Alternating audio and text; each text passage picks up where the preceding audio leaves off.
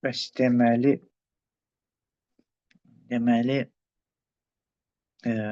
nəticə aldıq ki, fəlsəfə Yunanla başlayır və kosmogonik düşüncədə kosmoloji məsələlər, aləm əsas yer tutur və tarixin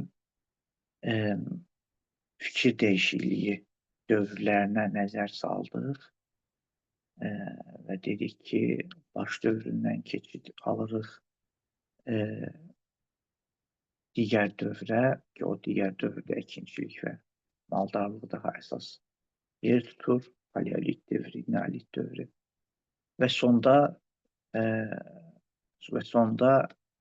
fəlsəfi dövr, düşüncə mərkəzli dövr başlayır və fəlsəfi dövrdə bura qədər gəldik ki, fəlsəfi dövrdə əsas məsələ bir dənə sualdır. O da bundan ibarət. Burada nə baş verir? İynilə yadımdadır ki, keçən dəfə biz burada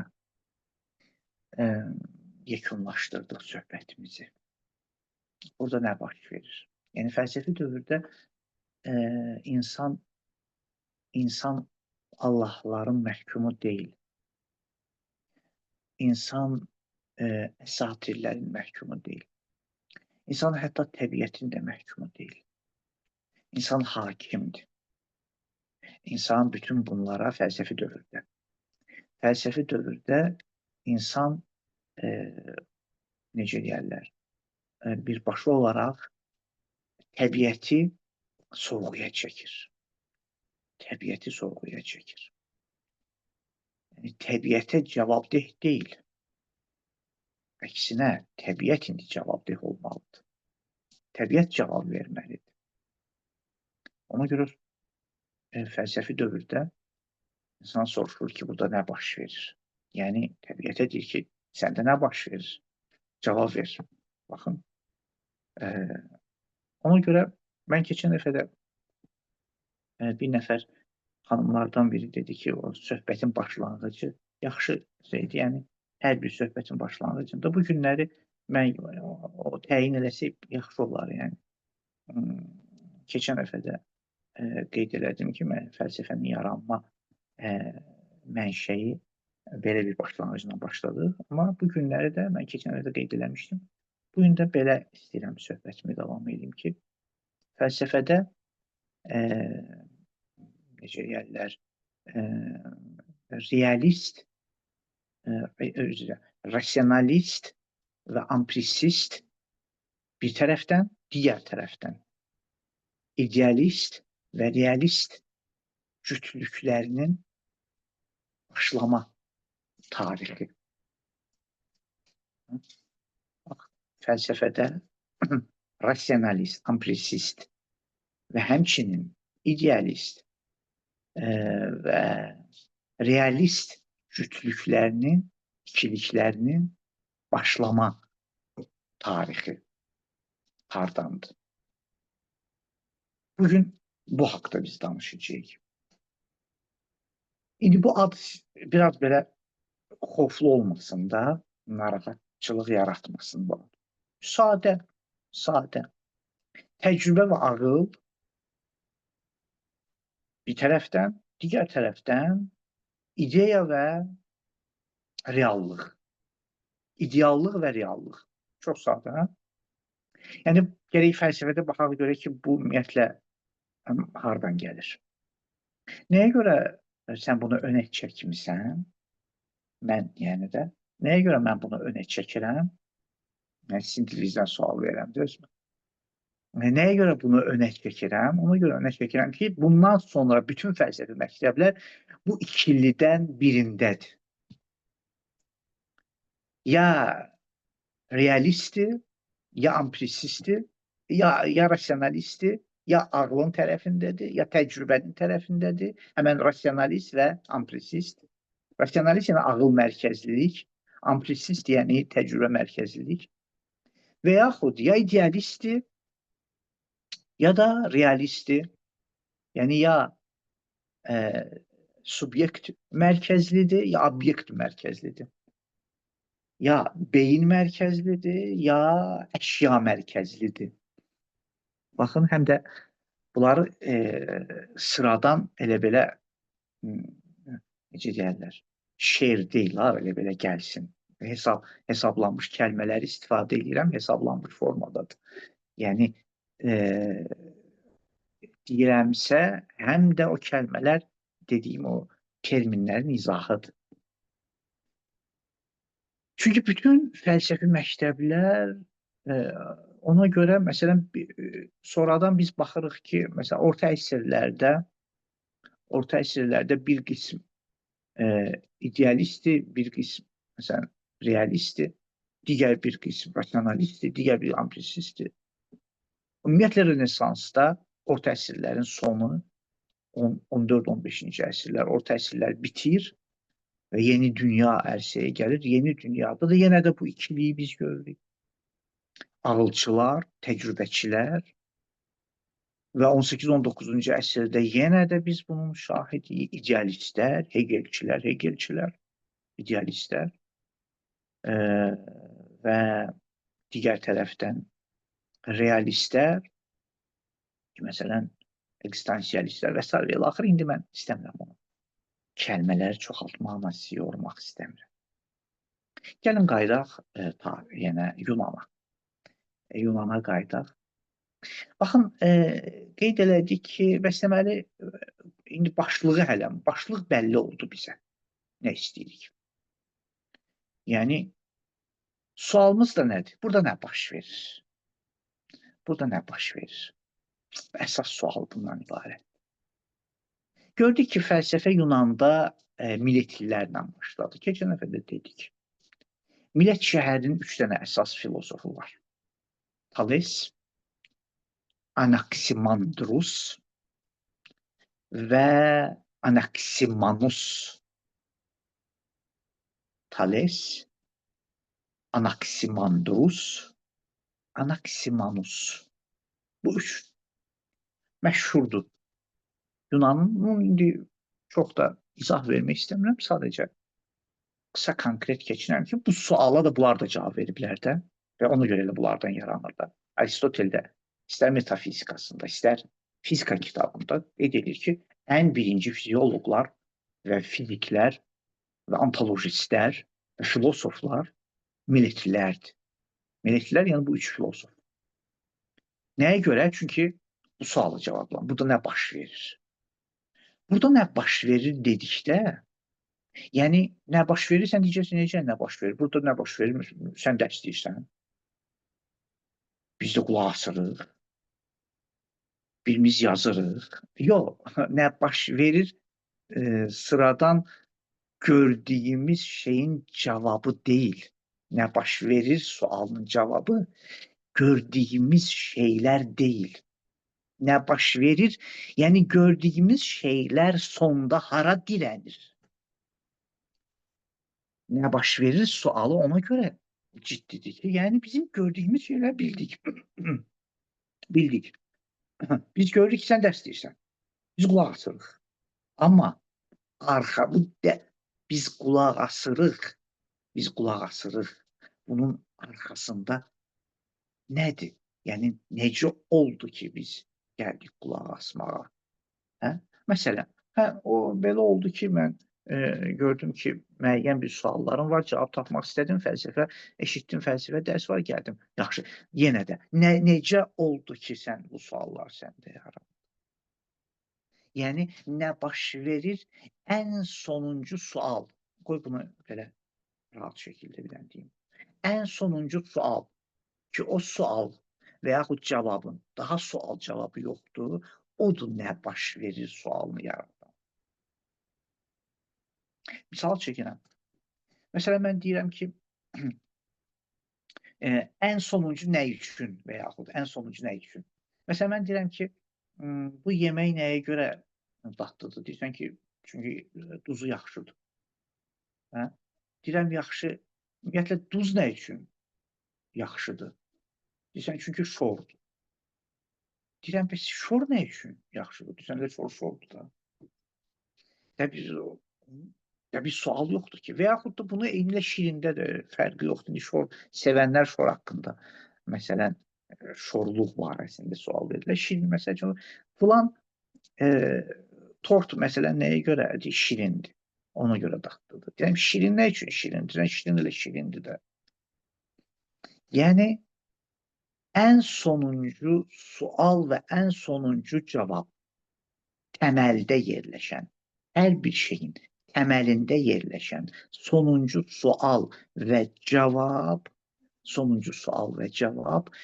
fəlsəfəni yaradır, fəlsəfə məsələlərini yaradır. Ona görə bu filosoflar sual verəndə ki, nə baş verir sualını verəndə dedilər ki, yaxşı nə baş verir? Görürük ki, məsələn, aləmdə günəş çıxır, şərqdə, qərbdə batır. Yox, ümumiyyətlə, bəs bu şərqdə çıxır, qərbdə batır, nə üçün belədir? Daha getdilər, nə üçünə sual tap. Çünki bu aləm, məsələn, hissələrdən ibarətdir. İndi bir dənə hissə. O hissə nə üçün? Çünki o hissə, indi misallarını yenə çəkəcəm. Gəlin elə filosofların üzərindən. Məsələn, Talis dedi ki, burada nə baş verir? Deyildi, bu aləm bir dənə yaranışdır da, biz görürük ki, ağac, dəniz, su, quru və s. Deyir, yox, bu ümumiyyətlə su qurunun əsası nədən ibarətdir? Qurudur yoxsa sudur? Ki, nəhayətdə çatdıq, bu aləmin əsası təməli sudan ibarətdir. Talesin nəzəri bu idi.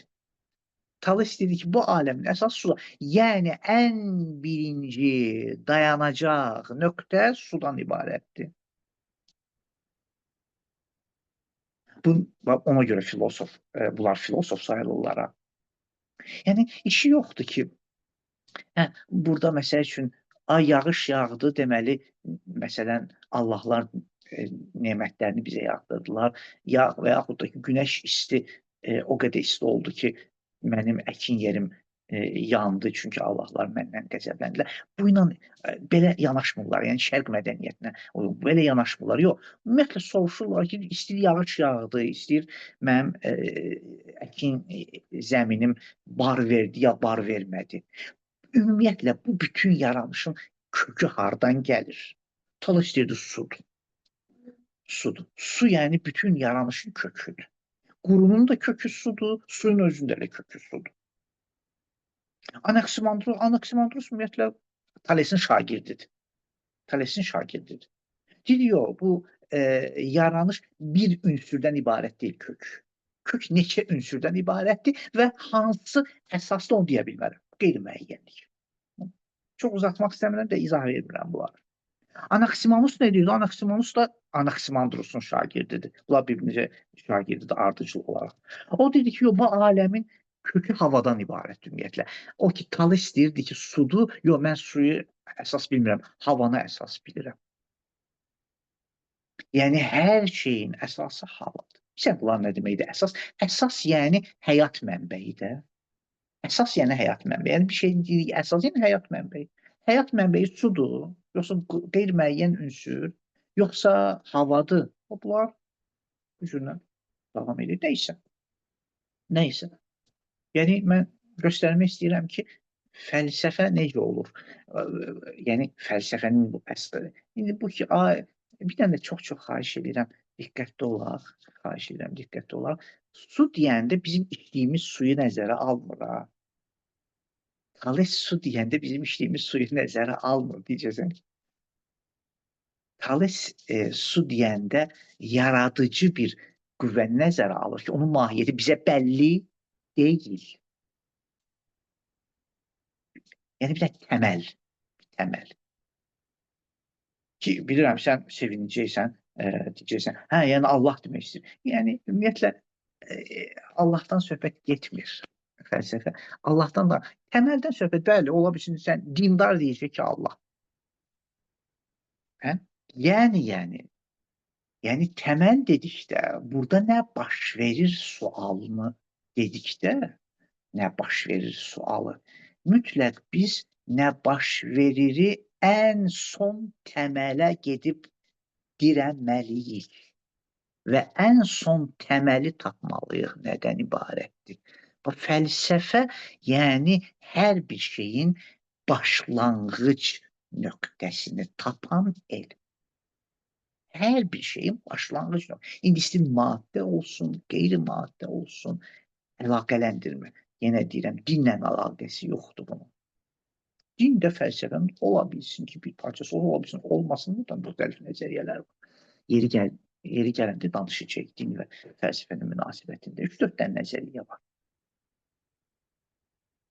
Amma hələlik bunu mən sizinlə bölüşürəm ha. Deməli, fəlsəfə yəni son dayanacaq nöqtəsi. Fəlsəfə yəni hər bir şeyin təməl nöqtəsini tapmaq. Fəlsəfə yəni hər bir şeyin mənşəyini bilmək. İndi bu mənşə bəzən onu su deyirlər, nəinki su. Çünki biz bildiyimiz su, içdiyimiz suyu da sizə etiraz edə bilər. Tales deyirdi ki, hər bir şeyin əsası sudur. Müəllim də dedi ki, axı təməl yəni daha o bölünməməlidir. Axı su özü bölünür H2O-ya. Su özü bölünür H2O-ya. Bəs mən Tales yox, Tales su deyəndə H2O-dan danışmır. Tales H2O-dan danışmır. Tales su deyəndə, yəni mənbə və mənşə. İndi mahiyyət o suyun özü bu bildiyimiz, içdiyimiz suda həmən Talesin dediyi suyun üzərindən yaranıb. İstədim bunu anladım ki, Yunanda biləsiniz beyin necə işləyir, yəni filosoflarda beyin necə işləyir. İndi nədir? Və yaxud hava və yaxud da ki, başqa şeylər. Nəysə, keçək bundan mən çox istəmirəm, diyanım yenə də görsən uzanır. Bu üç filosofla Millət şəhərində fəlsəfə bağlanır. Ki, tarixdə demək olar ki, məşhurdur, yəni İran şahı Dariusun hücumu nəticəsində İoniyaya, yəni millət İoniyanın şəhərlərindən, ümumiyyətlə İoniyaya hücumu nəticəsində buradakı şəxsiyyətlər hicrət eləyəni qaçırlar. Tamamilə bir xaos bir vəziyyət yaranır. Fəlsəfə xaos vəziyyəti də sevmir. Fəlsəfə sakit və aram yerdə gərək düşünülsün, nə əmələ gəlsin. Ona görə İran şahının hücumu nəticəsində millət şəhəri demək olar filosofdan boşalır, belə deyək də. Gedirlər İlya şəhərinə, yəni İtaliyanın cənubuna köçürlər. Orada İlya şəhərini yaradırlar. Yunanlılar və İlyalı filosoflar ərsəyə gəlirlər. Nəysə, bu tarixdə xronoloji bir keçid idi ki, necə oldu ki, millət şəhəri filosofdan boşaldı, yəni. Bu üç filosofla millət şəhəri yəni tamamlanır, bitir. Bəs deməli, fəlsəfədə millətlilər neynədilər? Bir arxı dalıcan gəzirdilər. 1, 2, mifdən və mifoloji təfəkkürdən elmi təfəkkürə keçid aldılar. 3, teodan fizikaya keçid aldılar. Bu 3 dənə əsas məsələ idi millətlilərdə və sən deyilən fəlsəfədə. Arxı yəni əsas, keçən dəfə dedim, Yunan dilində arxı yəni hər şeyin təməli, arxası. Elə Azərbaycan dilində də hər şeyin təməli. Fəlsəfə arxı dalıcan gəzir, arxını axtarır, təməli axtarır. 2, miflə işi yoxdur, əfsanələr, satirlərlə işi yoxdur, elmlə, tamamilə obyekt və təbiətlə işi var. 3-dəki teo Allahlarla demək olar ki, məsələsini tamamlayır və onların məhkumunda qalmır, keçid alır fizikaya və təbiətə keçid alır. İndi, baxın, burada qayıdıram, indi yavaş-yavaş belə deyim də, o söhbət etmək istədiyim, çatdırmaq istədiyim nöqtəni demək istəyirəm. Belə bir düşüncə yaranır ki, yaxşı, bildik, əsas olan məsələlər. Yəni, fəlsəfənin sualı burada nə baş verir? Deməli, mən hər bir şeyin ən kiçik hissəsini tapmalıyam da, düzdür? Hər bir şeyin ən kiçik hissəsini tapmalıyam. Görün, istəyirəm, o qədər yavaş-yavaş mən irəliyirəm ki, toxunasınız məsələyə. Yəni, başa düşək, elə bir-birimizi anlaya bilir fəlsəfə. Yoxsa necə deyərlər, o dərdi başa düşməyəcəyi də dərs olacaq. Əvvəldə dediyimiz kimi. Bəs deməli, belə bir sualın davamıdır ya elə bu, nə baş verir? Yəni, nə baş verir? Digər bir sual. Deyir, nə baş verirdən istəmirəm sən mənə cavab verəsən ki, nə görürsən. İstəyirəm mənə cavab verəsən ki, gördüyün şeyin ən kiçik hissəsi nədən ibarətdir? Gördüyün şeyin ən kiçik hissəsi nədən ibarətdir? 2 dənə nəzəriyyə yarandı. 2 dənə nəzəriyyə yarandı. Onlardan biri Pifaqor idi. Belə deyək, matematikal və riyaziyyat mərkəzli nəzəriyyə. İkincisi də atomistlər idi. Atomçular. Atomistlər. Riyaziyyat mərkəzli nəzəriyyənin əsas nümayəndəsi Pifaqor idi. Atomçuların əsas nümayəndəsi Demokrit idi. Demokrit. Pifaqor, Demokrit. İndi sizə biraz belə şey gələr ki, bunları bizə anlatmağın nə mənası? İndi bəlli olacaq. Ne üçün bunları anladıram. Aha, filosof, bəli. Yəni, filosofça indi bəli. Hardasa əksəriyyəti, indi gedək qabağa görə yenə də artım var, yoxsa yox. Riyaziyyatla, atomla, belə deyək də, indi deyəcəm atomla məqsəd fizikada deyilən atom deyil, neutron, proton, atom, kimyada deyilən atom deyil. Amma hər halda tam belə ondan da fərqli də deyil, deyəcəm. Bir dənə xahiş edirəm, nə ilə addımlayın fikirlərinizi toplayaq. Bəs deməli, məsələ nədir? Yenə də, burada nə baş verir? Yox, biraz da dərin sual. Gördüyüm hər hansısa bir şeyin ən kiçik hissəsi nədən ibarətdir? Həmən bəyan dediyimiz şeydə Thales'dir, Suzat, yəni təməl nöqtə nədir? Tamam? Aha. Bir qism Pifaqora görə, Pifaqor hesab edirdi ki, bizim gördüyümüz hər bir şeyin əsası ədəddir. Ədəddir. Bunu yadımda deyər, 1 ya 2-ci dərsdə də işarə elədim və sonra mən elə bir ki, bəzi işlər əlavə eləməklə indi yenidən. Gördüyümüz hər bir şeyin əsası ədəddir. Amma maraqlı budur ki, ədəd də əslində ədəd özü-özlüyündə əsas deyil, orijinal deyil. Ədəd, çünki necə deyərlər, həndəsi fiqurdan, həndəsi nöqtələrdən ibarətdir əsaslı. Yəni, hər bir şeyin, hətta ədədin də əsası həndəsi nöqtələrdir. Pifaqor deyir ki, bir dənə nöqtədir. Yəni, hər şey 1, 2, 3, 4-dən ibarətdir. Bu, əvvəlcə belə gəlir. Cisim, bəli, 2-ci dərs. Ümumiyyətlə, cisim, hər hansısa bir cisim, cismi biz parçalasaq, son o, necə deyərlər, son hissələrini istəsək görək, analiz edək ki, parçalasaq, görək bunun axırda nə var bunda? Deyir, görəcəksən, bir dənə cismin parçalasan, içindən 1, 2, 3, 4 çıxacaq. Amma maraqlı budur, 1, 2, 3, 4-ü də parçalasan, nöqtələr olacaq. 1, bir dənə nöqtədən ibarətdir. 2, 2 nöqtədən ibarətdir ki, xətdir.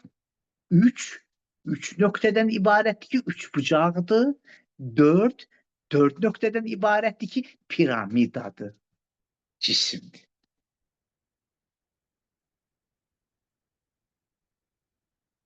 Elə bilirəm ki, tələsmirəm də, siz də mənlə addımlaya bilirsiniz. Pifaqor hesab edirdi ki, bəli. Bir dənə diqqətimiz burada olsun. Çox-çox xahiş edirəm. Bu ki, dərslərin yazılı forması sonra olacaq, olmayacaq, necə? O olacaq inşallah, yəni. Sağ olsunlar, zəhmət çəkirlər, PDF halında da salırlar, yazılı şəkildə də, səs, video da qoyulur. Amma hələlik bir də dərsinin özündə olaq. Bəs deməli, ona görə görün, burada söhbət ondan getmir ha. İndi yavaş-yavaş fəlsəfəni hiss eləməlisiniz, yəni fəlsəfəni ki, necə ki, keçən dəfə dedim şərq ədəbiyyatından. Görsən burada söhbət getmir ki, ay nə bilim, yağış yağdı, buna görə ki, mən belə oldum, nə bilim, isti oldu, buna görə ki, mən elə oldum, nə bilim, filan şey filan şeyə cəzb oldu çünki onu istədi, ya cəzb olmadı çünki ona nifrət elədi. Yox, məsələ bunlardan getmir o. Məsələ tamamilə fəlsəfi məsələdə məsələnin mahiyyəti araşdırılır. Məsələnin mahiyyəti, mən gördüyüm şeyin kökü nədən ibarətdir? Pifaqor deyir, kökü riyaziyyatdan, ədəddən ibarətdir. Ədədin də öz kökü nöqtələrdir. Ona görə bir dənə nöqtə 2 olduqda xətt olur, 3 olduqda üçbucaq olur, 4 olduqda olur cism. Ona görə deyir ki, bir cismin əsası 4 rəqəmdən ibarətdir.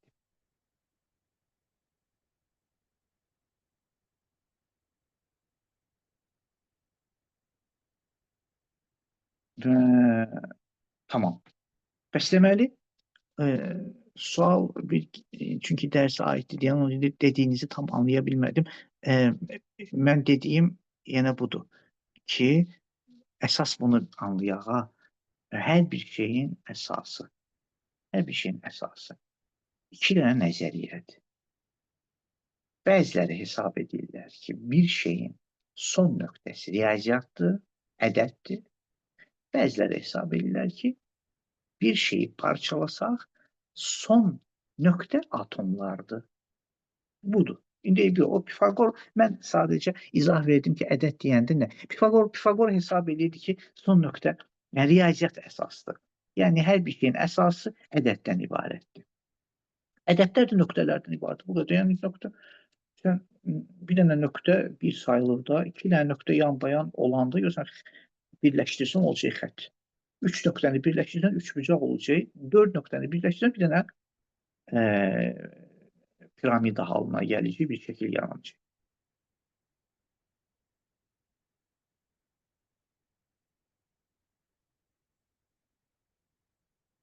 Tamam. Tamam, bir keçirik onda. Tamam, eyb yox, problem deyil. Mən görəm, deyir, suallar gəlir ki, başa düşmürük, eyb yox. Ümumiyyətlə gəlin belə danışaq, Pifaqorun bu nəzəriyyəsini yaddan çıxardaq. Pifaqorun bu nəzəriyyəsini yaddan çıxardaq. Mən sadəcə bunu demirəm, Pifaqor hər bir şeyin əsasını ədəd bilir. Bunu ki, bu qədər ki, rahatdır da. Hər bir şeyin əsası ədəddir. Yəni, hər şey ədəddən düzəlib. Tamam, qutardı, ay sağ ol. Hər bir şeyin əsası ədəddir.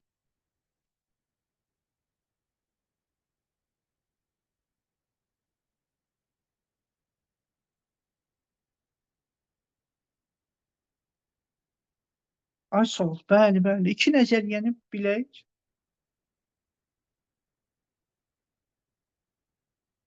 Bəli. 2 dənə nəzəriyyə. İndi mən bundan nəticə çıxartmaq istəyirəm. Yoxsa istəmirəm siz indi gedərsiniz, ay da bu ədədlər görəsən nədən. Mən nə riyaziyyat dərsi deyirəm, nə həndisə dərsi deyirəm. Əsas budur ki, bilək ki, 2 dənə nəzəriyyə var. Pifaqorçular, demokritlər. Pifaqor hesab edir ki, bütün hər bir şeyin kökündə ədəd dayanır. Nəysə, keçirik bundan. Demokrit hesab edir ki, aləmin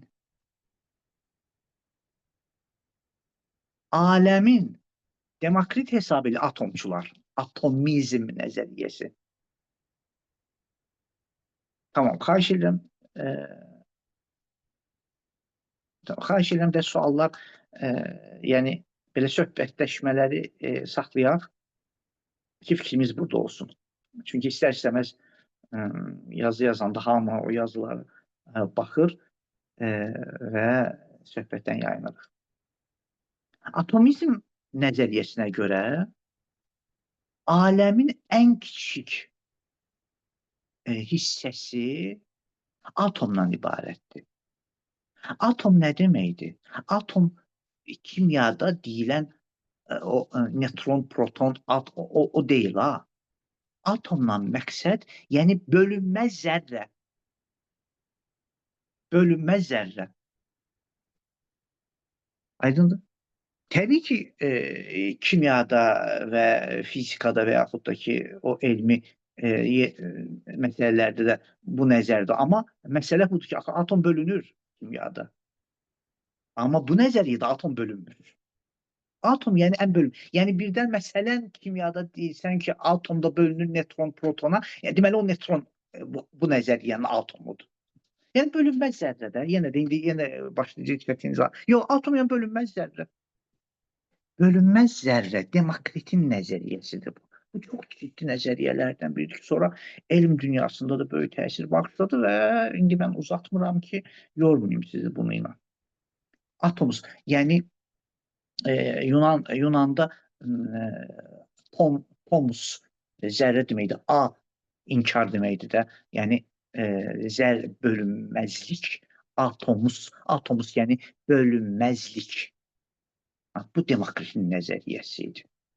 Demokrit ümumiyyətlə hesab eləyirdi ki, hər bir şeyi biz parçalasaq, sonda bir zərrəyə, bu rahatdır da, yəni bir şeyi parçalasaq, məsələn, cismi parçalayıram, məsələn, olur səthi parçalayıram, olur xətti parçalayıram, olur nöqtə də zərrədən ibarətdir, də bölünmür.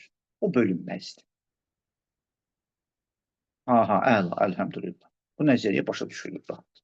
Çox gözəl. Çünki maddidir axı ona görə. Çox qəşəng, çox qəşəng. Yavaş-yavaş, əslində elə fəlsəfə duyulur. Pifaqor nəzəriyyəsi başa düşülmədi. Nə üçün? İndi elə mənim məqsədim də bir məsələni deməkdir. Ya, elə nə yaxşı ki, Əlirza qardaşlar. Sadəcə, bu nəzəriyyə başa düşülür. Nəyə görə? Çünki Demokritin nəzəriyyəsi tamamilə maddidir. Amma Pifaqorun nəzəriyyəsi qeyri-maddidir. Qeyri-maddini biz çox çətin başa düşürük. Əhsən. Və çox maraqlı budur ki, hələm biz Pifaqorun nəzəriyyəsinin üstünə də bir nəzəriyyə əlavə edəcək. Gör orada nə var. Onda haykü qalxacaq. Onda hələm haykü qalxacaq. Hələm indi demirəm, vay, hələm bundan da sonra indi demirəm. Çox qəşəng.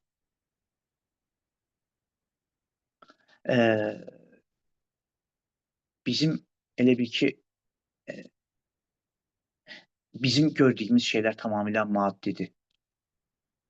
Maddədən bir pillə yuxarıda riyaziyyat yerləşir.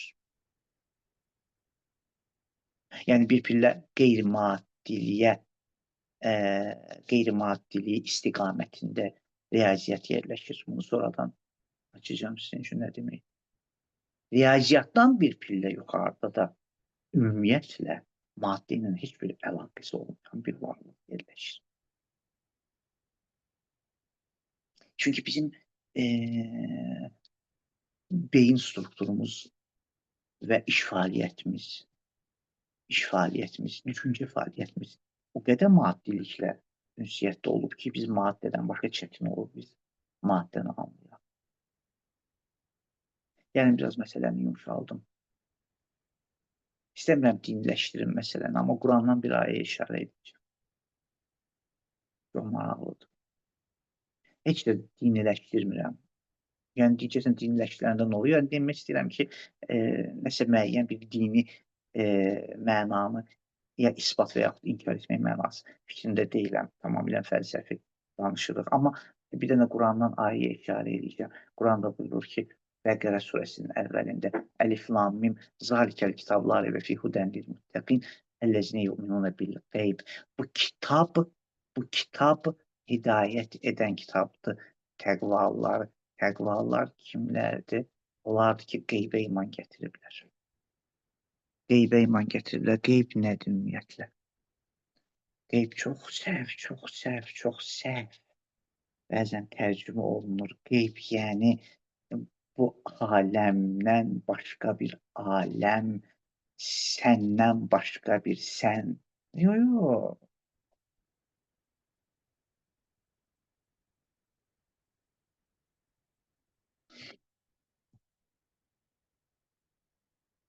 Çox gözəl.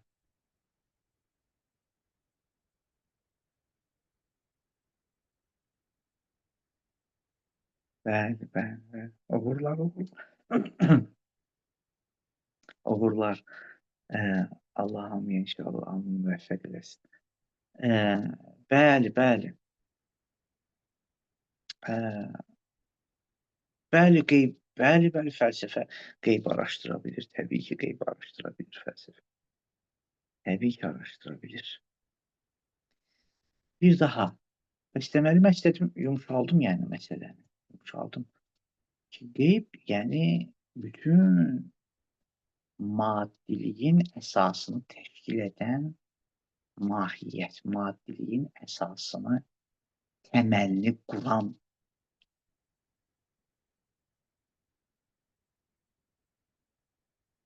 Bəli.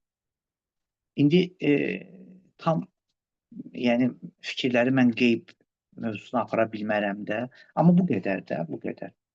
Qeyb, yəni mənim zahiri üzvlərimin, belə deyək, hiss reseptorlarının, hiss orqanlarının duya bilmədiyi fenomen, nəsnə, şey. Yəni mən onu gözlə, bu gözlə görə bilmirəm. Bu qulağımla eşidə bilmirəm. Bu dillə onu ifadə edə bilmirəm. Bu əllə onu toxuna bilmirəm. Bu ağızla onu dada bilmirəm. Və yaxud qeyb, yəni mənim gördüyüm şey həmən şeydir. Yəni qeyb, yəni həmən şeyin alt qatı, həmən şeyin əsası, həmən şeyin təməli. Həmən şeyin təməli. Və yaxud qeyb, indi qayıdaq mövzumuza da, qeyb filosofların dediyi bu sualın cavabı. Burada nə baş verir? Hər bir şeyin, yəni ən kiçik zərrə nədən ibarətdir? Qeyb yəni bu.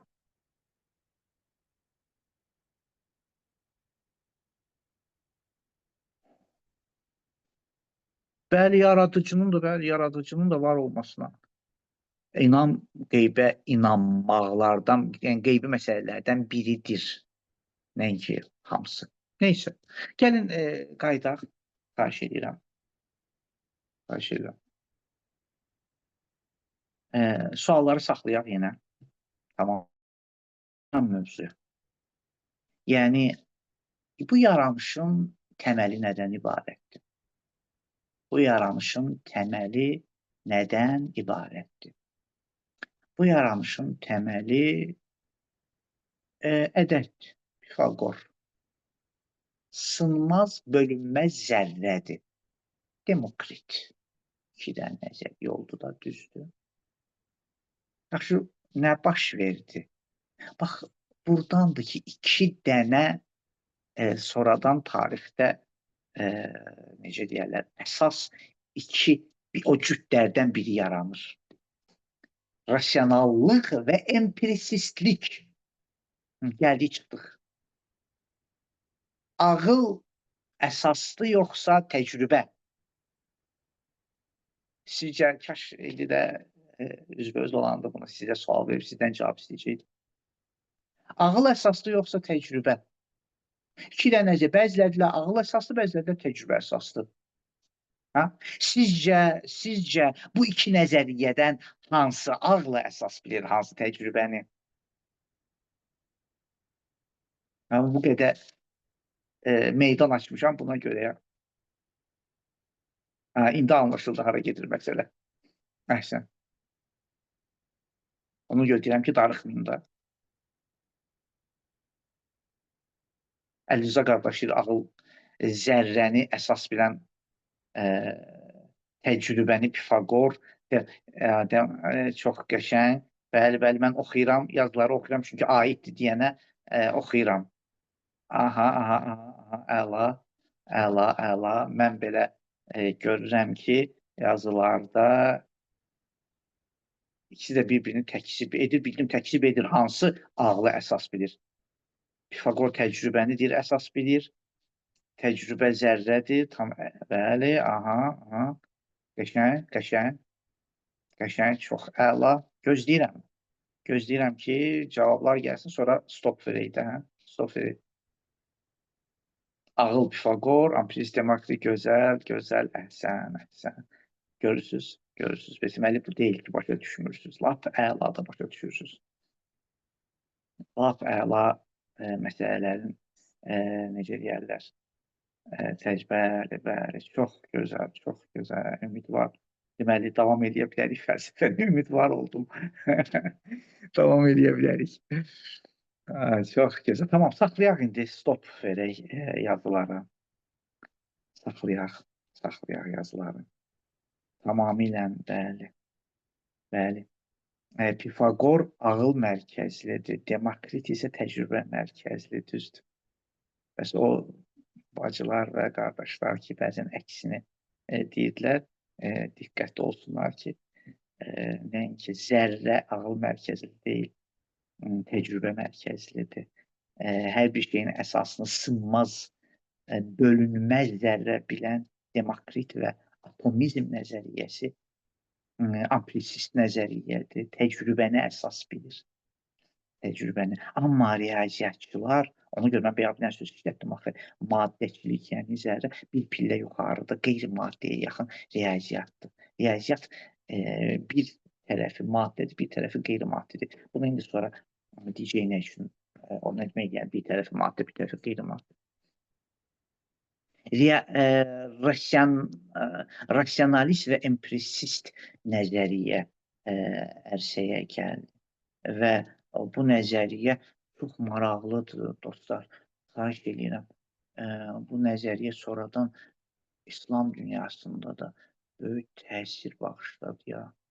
Nəinki İslam dünyasında, indiyə qədər eşitməmişsiniz, sən rasionalistsən. Sən rasional yanaş məsələlərə. Belə dildə işlədirik, amma bunu bilmək lazımdır. O nə deməkdir, yəni rasionalistsən? Rasionalistsən yəni nə deməkdir? Və biz görürük ki, sonra yeni dünyada Descartes təzədən rasionallığı diriltdi. Descartes və Descartesçılar eşitmişsinizsə əgər Avropada fəlsəfəsində və həmçinin David Hume ampirisizmi diriltdi. Təcrübəçiliyi. Yəni hesab edirdilər ki, ağıl əsaslı, bəziləri hesab edirlər təcrübə əsaslı. Ona görə bəzən hesab etməyin, fəlsəfə, yəni nə deyir ki, bizə fəlsəfə? Bizim ümumiyyətlə baxış tərzimiz. Sən hansındansan? Sən hansındansın ümumiyyətlə? Yəni, sən rasionalist hesablanırsan, yoxsa ampirisist hesablanırsan? Yəni, ağıldır sənin üçün əsas, yoxsa təcrübədir əsas? Təbii ki, və əlbəttə hesab etmək olmaz. O demək deyil ki, təcrübəni əsas bilənlər, çox xahiş edirəm, bu sözə diqqətlə qulaq asaq, təcrübəni əsas bilənlər o demək deyirlər ki, ağlı qəbul etmirlər. Necə filosof, yəni ağlı qəbul edən, bütün filosoflar ağlı qəbul edir. Bəs bu nə deməkdir təcrübəni əsas bilmək? Aha, təcrübəni əsas bilmək, yəni bizim biliklərimiz ancaq hiss orqanları ilə əldə olunur. Amma ağlı əsas bilənlər üçün biliklər ağılla əldə olunur. Hiss orqanları kifayət etmir. Kifayət etmir.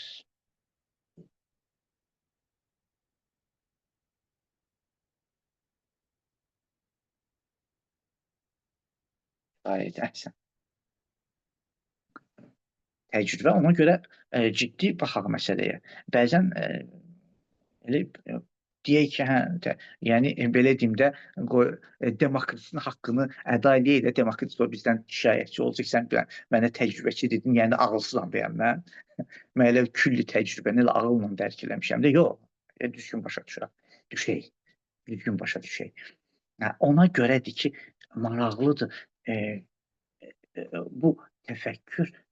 Bir dənə sizə, bilmirəm, İslam kəlamından sizin nə qədər məlumatınız var. Əgər məlumatınız olsaydı, bir məsələni deyərdim, çox qəşəng. Çox zövqlü məsələdir. Deyim yoxsa deməyim ümumiyyətlə, yorulmuşsunuz yoxsa? İslam kəlam elmində Ha, tamam, tamam, yaxşı, yaxşı. Aha, əla, əla. Deyirlər deyin. Deyin, deyirəm, deyirəm, deyirəm. Yaxşı, yaxşı. Yazıları saxlayaq, buna diqqət edin buna. Kəlam teologiyada da, teologiya. Peyğəmbərdən sonra, çünki bu bizlərə uyğundur da, yəni dinimiz İslam olaraq təfəkkürümüz məsələn. Bizlərə uyğundur müsəlmanlıq. Ona görə burada maraqlıdır. Yəni görün hara qədər gəlib çatır. Yəni Pifaqor Yunan zad, məsələn o hara, məsələn bu hara, məsələ gör nə qədər önəmlidir. Peyğəmbərdən sonra bir neçə fikir yarandı da İslam dünyasında. Bir fikir əşərilik və digər bir fikir mütəzililik. Bilmirəm, rastlaşmısınız yoxsa yox. Əşərilik, Əbülhəsən Əşərilik adam adı ilandır əslində. Yəni o məktəbin bəli, Aysel. O məktəbin yaradıcısı da Əşəri, Əbülhəsən Əşəri. Əbülhəsən Əşəri. Hicri qəmərin 4-cü əsridir. Miladi tarixi ilə 9-cu əsrdir. Orta əsrlərdir. Orta əsrlərə düşür. Əbülhəsən Əşəri yəni ciddi şəxsiyyətlərdəndir. Ciddi şəxsiyyətlərdəndir. Əşərilikdə belə bir nəzəriyyə var. Cüz'un la yetəcəzza. Və yaxud cəvhərun fərd. Cəvahiru fərd. Nə deməkdir? Bölünməz hissə. Və yaxud da ki, vahid cövhər. Substansiya. Vahid cövhər, yəni bir, yəni bölünməz. Əşərilik, yəni atomizm nəzəriyyəsi İslam dünyasına təsir bağışladı. Əşəri hesab edirdi ki, hər bir şey bölündükdə bölünməz hissəyə gedib çıxır. Kəlam elmində. Məşhurdur əşəriliyin əsas nəzəriyyələrindən. Cüz'un, ərəb dili biləndə, cüz'un la yetəcəzza. Cüz yəni hissə, cüz. Cüz, la yetəcəzza bölünməz. Cüz'un la, yəni bölünməz hissə. Hər bir şey ibarətdir nədən? Bölünməz hissədən. Və yaxud cəvhərun fərd deyirdi ona. Yəni bu termindir də. Fərd yəni yeganə, fərdi substansiya cövhər. Yəni bölünməz. Fərddən məqsəd bölünməz. Möhtəşəm. Sonra bunun üzərində nəzəriyyələr. Bəs deməli, yaxşı, nə demək istəyirsən? Bunu nə üçün dedin? Demək istəyirəm ki, əşəri ampirisistdir. Əşərilik ampirisist nəzəriyyəsi üzərində qurulub. Təcrübəçilik. Yaxşı, bəs onda o birisi tərəf kim olur? Mötəzililik. İkinci məktəb. Mötəzililik. Rasionalist. Ağıl mərkəzlidir. Ağıl mərkəzlidir. Yəni, mötəzililər isə daha çox Pifagora. Əlbəttə, mötəzililərdə bu yox deyək ki, Pifagor o demək deyil ki, onlar ədədi, Pifagor kimi eyni ilə ədədi əsas bilirlər. Yox, onlar hesab edirlər ki, məlumatlarımızı biz ağılla, hiss orqanları ilə kifayətlənməməliyik. Amma əşərilik daha çox ampirisizmə yaxındır. Yəni, istədim göstərim ki, İslam dünyasında da bu nəzəriyyələr əbəs deyil, bu Yunandan gəlir, əbəs deyil, bunlar gəlib təsir bağışlayır. Təsirsiz keçmir. İslam dünya, bunlar təsirlərini oxuyurlar bunlar. Bunlar Yunanı oxudular, Yunanı tərcümə edilər. İndi zamanı gəldikcə, mən deyəcəm necə oldu Yunan tərcümə olundu ərəb dilinə, ərəb dünyasına. Və davam edir, mən bəzi şeyləri ötürəm, keçirəm ki, sizi yormayım. Bəs deməli, nə oldu? Tarixdə biz göstərdik ki, rasionalizm və empirisizm və yaxud biraz rasionalizm, yəni ağıl mərkəzlilik, empirisizm, yəni təcrübə mərkəzlilik hesab edirlər ki, və bunun mənbəyi nə idi? Necə oldu bu düşüncə yarandı? Hər bir şeyin əsasını axtarma nəticəsində ki, bütün məsələlər sonda bitir. Yəni hər hansısa bir şey biz böldükdə, hər hansısa bir şeyi böldükdə ən kiçik zərrəsini tapmalıyıq. Fəlsəfə deyir bundan ibarət. Fəlsəfə yəni bizi ən təməl nöqtəyə çatdıran elm. Təməl nöqtəyə çatdıran elm. İndi bu təməl nöqtə birində ədəddir, digərində bölünməz zərrədir. Deməli biri olur rasionalist, ağılçı, ağıl mərkəzli, digəri olur ampresiz təcrübə mərkəzli. Toparladım ha. Toparladım. Məlumdur bura qədər. Bu məsələ. Və bundan sonra digər bir məsələ yaranır. Sadəcə anons keçirəm. Yormaq istəmirəm sizi. Bura qədər kifayətdir, amma gələn söhbətə bir növ hazırlıq yaradıram. Gələn söhbətə hazırlıq yaradıram. Və biraz da beyinləri belə, necə deyərlər, təlatümə götürürəm. Təlatümə götürürəm ki, sonra o da nədir? O da bir sən nədən ibarətdir? O da bundan ibarətdir ki, axı fəlsəfə dedi ki, teogonik düşüncədən gəldik biz kosmogonik düşüncəyə. Yəni mən aləmi istəyirəm araşdırım. Yəni aləmi araşdırmaq üçün axı mən fikirləşməliyəm. Mən indi tək aləmdir və mənəm. Aləm deyəndə yəni mənim qarşımda olan hər şeydir, bir şey. Hə? Yəni digəri və mən, qoy belə deyək. Hə? Digəri və mən. Digəri və mən. Mən digərini araşdırmaq üçün fikirləşməliyəm də, düzdür? Düzdür, fikirləşməliyəm, düşünməliyəm. Yaxşı, mən digərini araşdırıram, bəs fikri araşdırmıram. Fikri də araşdırmalıyam. Yəni bu özü bir dənə təzədən sual yarandı ki, sən başqasını araşdırırsan, aləmi araşdırırsan, fikirlə araşdırırsan da. Və fikir nədir? Fikir nədir bəs?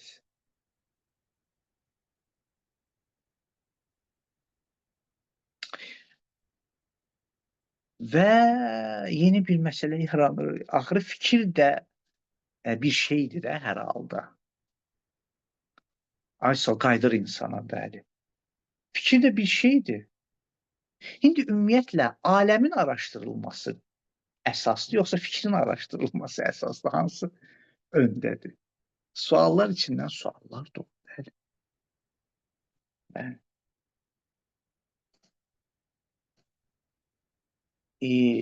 Onsuz da biz necədir? Çox xahiş edirəm dostlar. Bunu nəzərə almaq.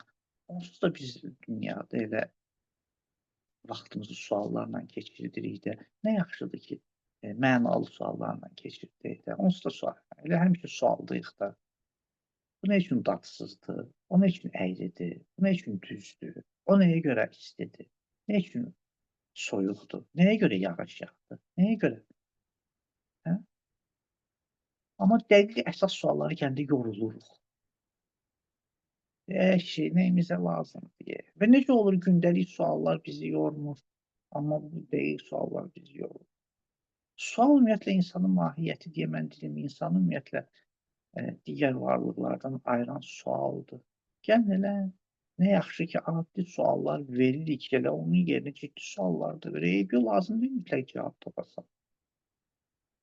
Cavab tapa da bilərsən, cavabı eşidə də bilərsən, cavab tapmaya da bilərsən. Sualdır, sual verirəm. Yəni istəmirəm yorulmayaq. Yorulmayaq. Çünki bu suallardır bizi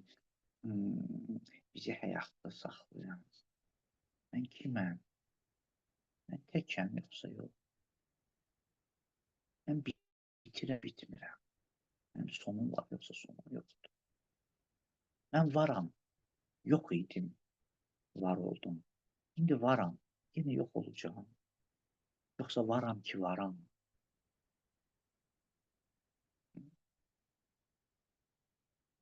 Yoxsa ki, varam ki, varam. Əgər varamsa, burada varam, yoxsa başqa yerdə. Nə gözəl. Bu nədir? Yəni əksinə çox-çox xahiş eləyirəm, amma bu suallar bizi məyus etməsin, əksinə həyat şükufelər, yəni həyat gözəlləşir bu suallar. A, nə qəşəng. Sual özü ümumiyyətlə.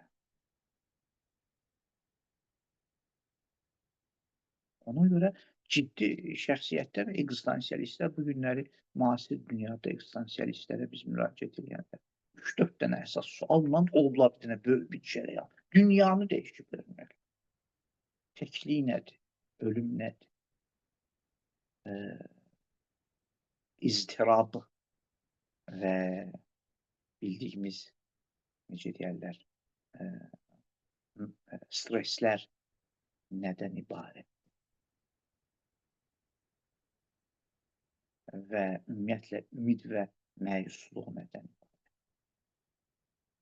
Baxın, bunlar çox ciddi məsələ. Yəni demək istəyirəm ki, mən indi burada deyəndə ki, aləmin kötü, ayda aləmin, yəni bütün onlar söykənir bu mövzulara. Yenə də qayıdıram. Sən baxır bu suala necə cavab verəcəksən? Mən kiməm? Hansı istiqamətdəsən? Sən rasionalistsən, mən kimə cavab vermək istəyirsən, yoxsa empiristsən, mən kimə cavab vermək istəyirsən? Sən hansı tərəfdəsən?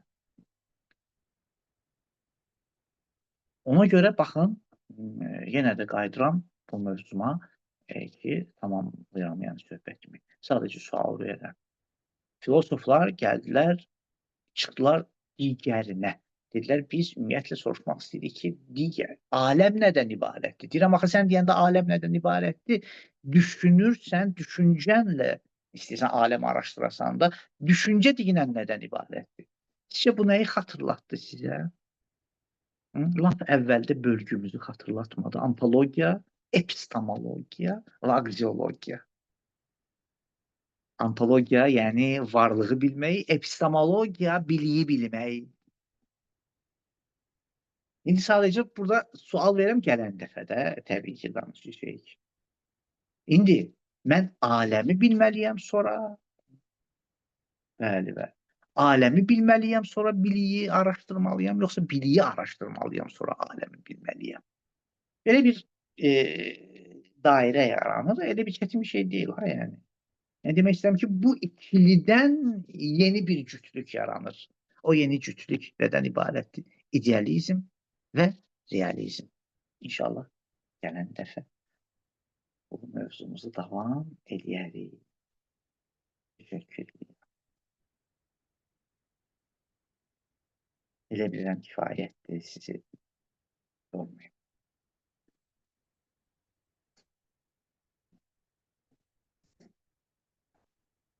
Siz sağ olun. Zəhmət olmasa, əgər hər hansı bir sual varsa, mən kimsə danışmaq istəyirsə danışa bilər.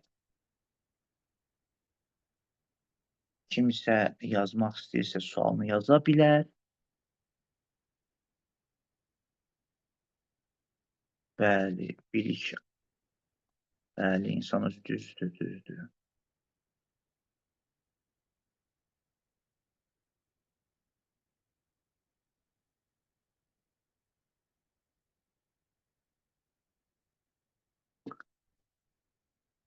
Bəli, Ramin qardaş deyir ki, bu izmlər bəşəriyyətin başına oyun açıb.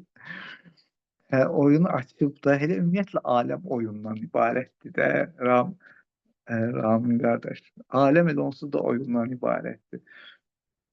Qoy elə heç olmasa oyun da oynayırıqsə, yaxşı oyun oynayaq.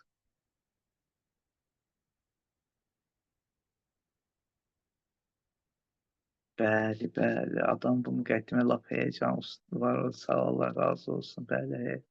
Ya bunlar elə şeylərdir ki, bunlar ciddi mövzulardır, məsələlərdir. İnşallah ki, yavaş-yavaş addım-ba-addım irəliləyək görək daha hansı məsələlər. İnşallah danışaq. Allah hamıdan razı olsun. Mən belə başa düşürəm deyəsən, sual yoxdur. Sual yoxdursa, mən sağollaşıram. Sağ olun, Allah razı olsun. Gözəl sözlərə görə minnətdaram mən də. Siz sağ olun ki, gəlirsiniz, qulaq asırsınız. Yoxsa mən tək tənha burada danışmağımın nə yeri? Siz sağ olun ki, zəhmət çəkirsiniz bu axşam vaxtı.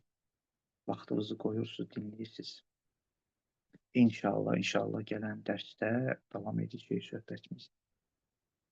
Sağ olun, gecəniz xeyrə qalsın. Gələn dərsdə görüşmək ümidi ilə.